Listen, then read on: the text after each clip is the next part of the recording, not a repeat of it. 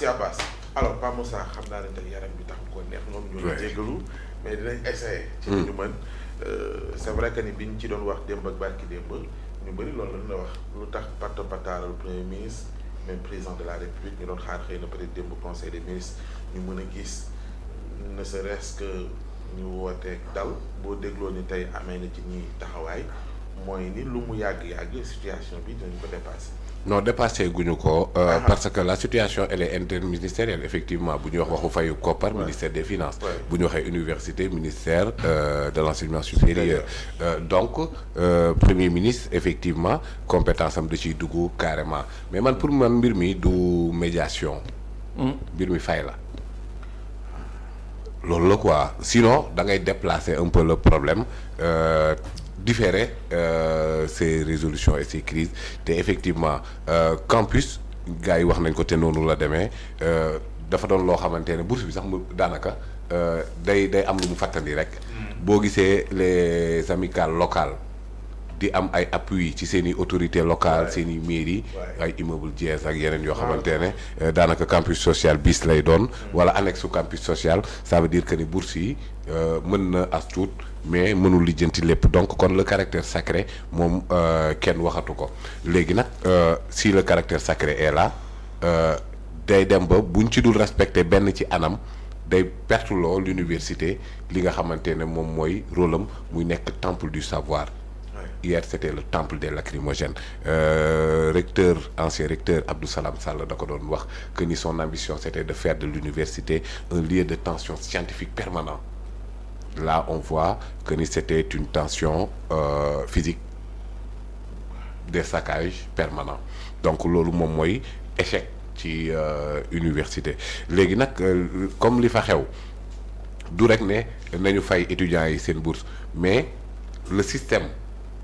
dafa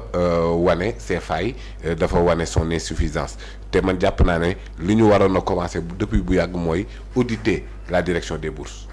Oui bu baax a baax am na ñuy am bourse te nekkuñu campus. ba tey ba sànq ba tey dafay am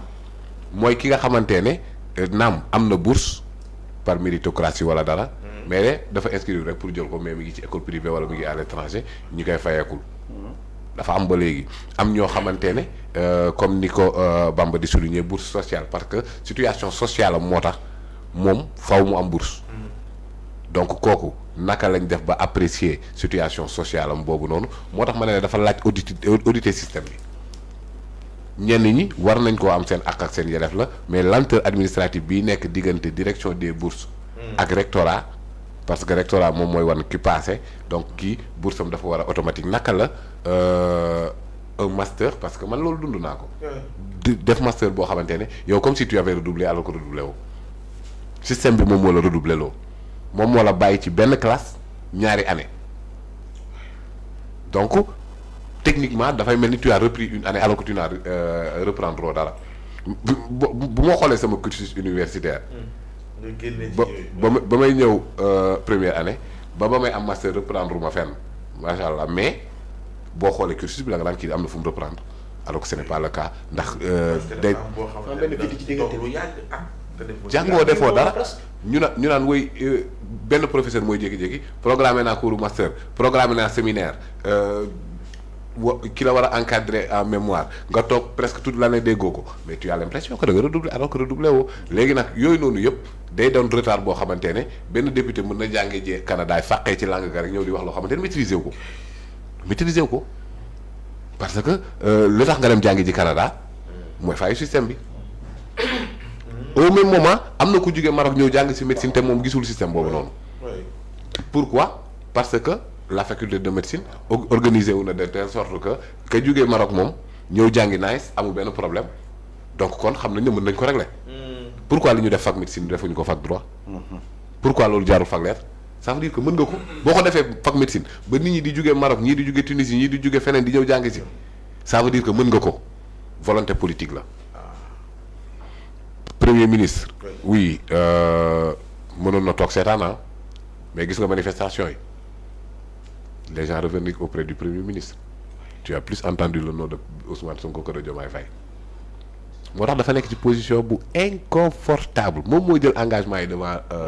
waaw kon donc ku ci gis faay rek danaan ko kaay même bu toogee ne waa d'accord ben j'y peux rien gars yi dinañ ne ko tu peux quelque chose ba nga mën a joxoon Diomaye ñu fal ko ca nga war a mën a joxoon Diomaye pour mu régler problème yi réglé la il est dans une position inconfortable parce que même bu loxoom yeggul fenn fi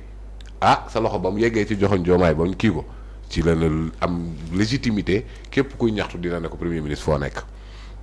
léegi nag accalmie day am oui mais pour régler problème bi comme le professeur Mary Teuw Niane il est à côté du président de la République alors que lui il était ministre de l'enseignement supérieur ci réforme yi waaw réforme yi du woon LMD bi man je me rappelle bi réforme yooyu duggoon j'étais acteur ci biir ñëw na te man alors que LMD bi dugg na depuis 2008 donc réforme yi du woon LMD bi boobu lañ ñëw nañu woy gars yi dootoo leen inscrire aux 5000 ans boo nekkee première année il faut andi 25000 boo nekkee licence da ngay andi 50 boo waree dem cycle doctoral 100 nangam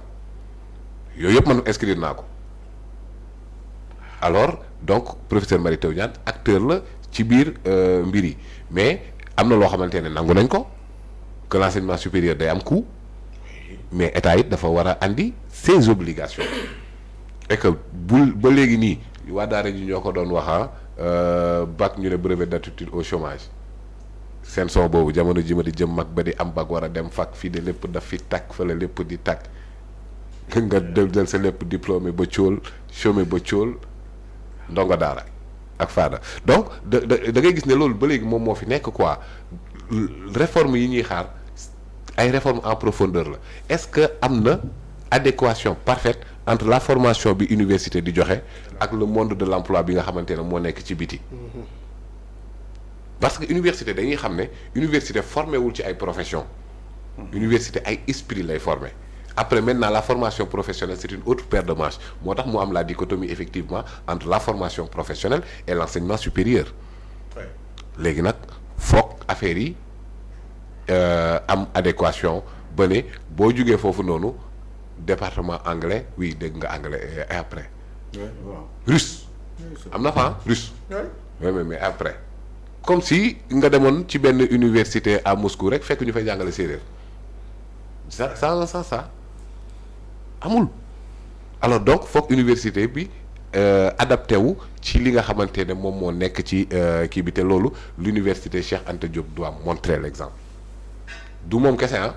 Assane Seck de Ziguinchor UGB à Saint-Louis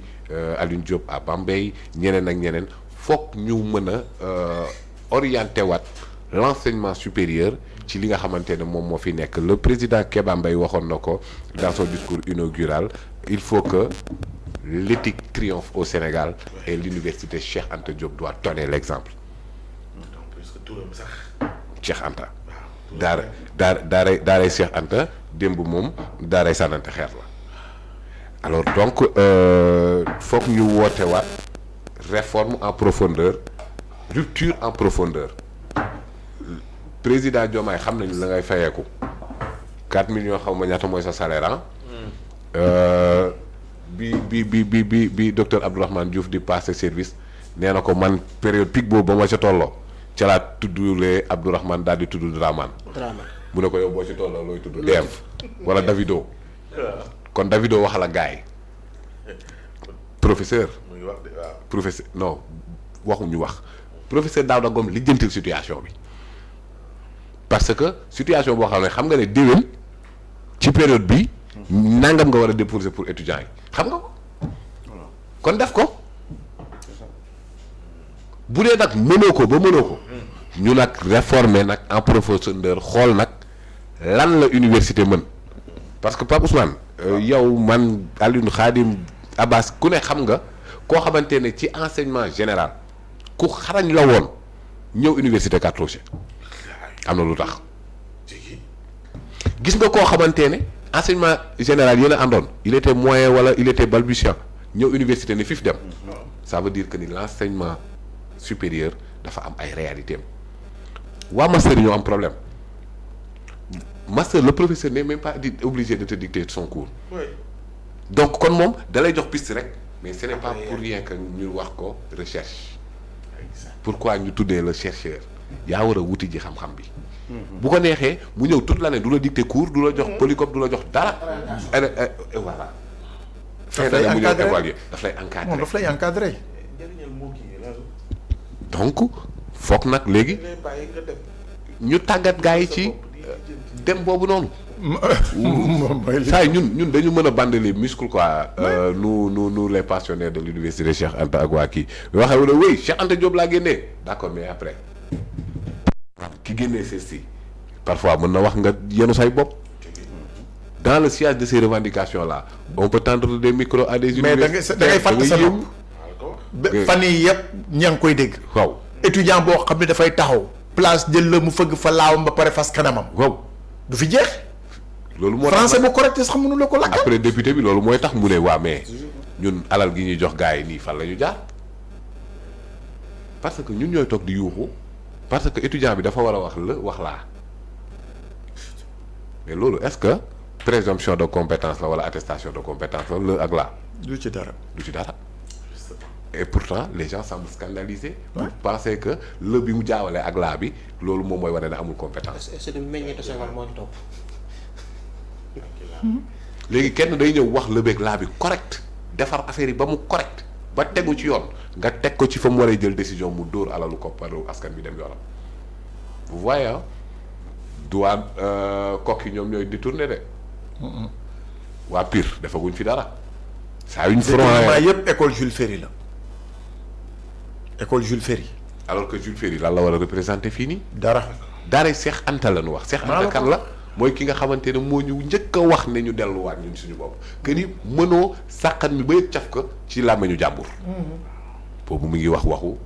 langue beeg nangam ak nangam alors que yooyu noonu yëpp jàpp naa ne lu ñu war a tàggataat defari ko mais lépp ci mbir bii du médiation wu Ousmane Sonko du conseil de ministre bu Diomaye Faye la Faye la sant Diomaye la tudd Diakhar la tudd waaye Faye la sant fay leen koppar gi mu jeex